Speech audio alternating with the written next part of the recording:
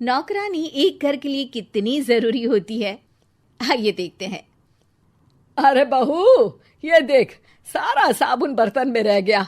ये नौकरानी कोई काम नहीं करती, गंदा काम करके चली जाती है और ढेर सारा पैसा ले जाती है। अरे मम्मी जी, उसने तो साफ किया ही था।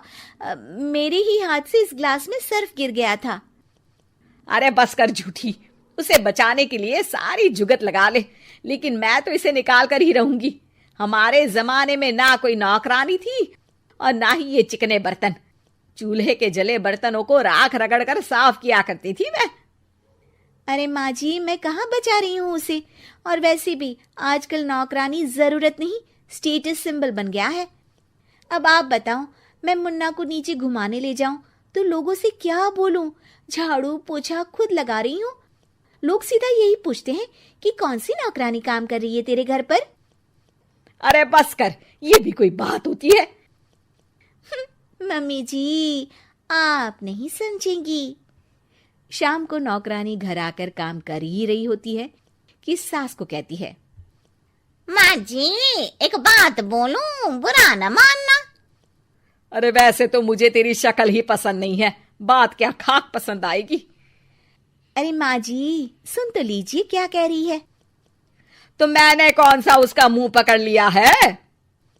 अरे माँ जी, वो लाल साड़ी पहनती हो ना, ना पहना करो। सास का गुस्सा अब तो 7वें आसमान पर होता है। अरे वाह जी वाह, क्यों ना पहना करूं? और तू होती कौन है ये बताने वाली कि मैं क्या पहनूं क्या ना पहनूं? अरे माँ जी, पूरी बात तो सुन लो, वो बोलना क्या चाह रही है।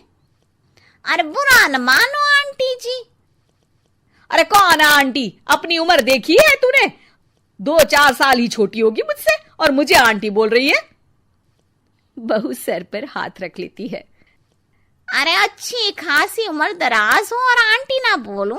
मैं तुम्हारी बहू से भी 4 साल छोटी हूँ। क्यों दीदी?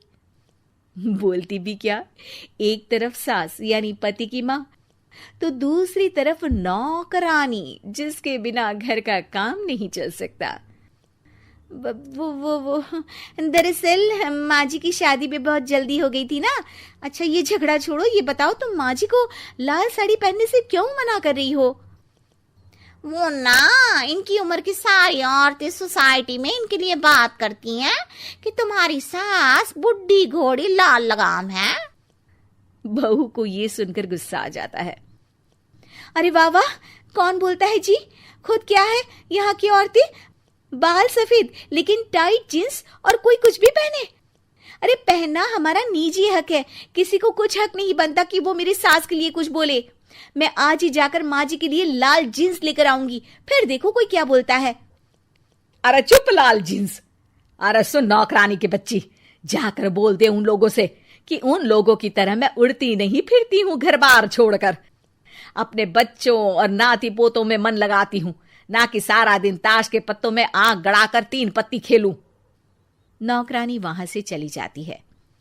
वैसे बहू, नौकरानी के क्या फायदे हैं ये तो पता नहीं, लेकिन सबसे अच्छा तो ये कि पता चल जाता है कि कौन किसके लिए क्या बोल रहा है। सोसाइटी में तेरा नौकरानी रखने का इरादा बिल्कुल ठीक था। अगले दिन उन लोगों के घर की बेल बजती है। बहू दरवाजा खोलती है कि सामने कुछ औरतें खड़ी होती हैं। अरे बहू, कहाँ है तेरी सास? बुला जरा। अरे बहन जी, आप सारी एक साथ आइए आइए, कैसे आना हुआ? अरे 3 पत्ते खेलने आई हैं, क्यों खेलोगी? क्यों नहीं, वैसे भी बड़े दिन हो गए, एंटरटेनमेंट हुआ नहीं। बहू जा जाकर पकोड़े तो बना ला।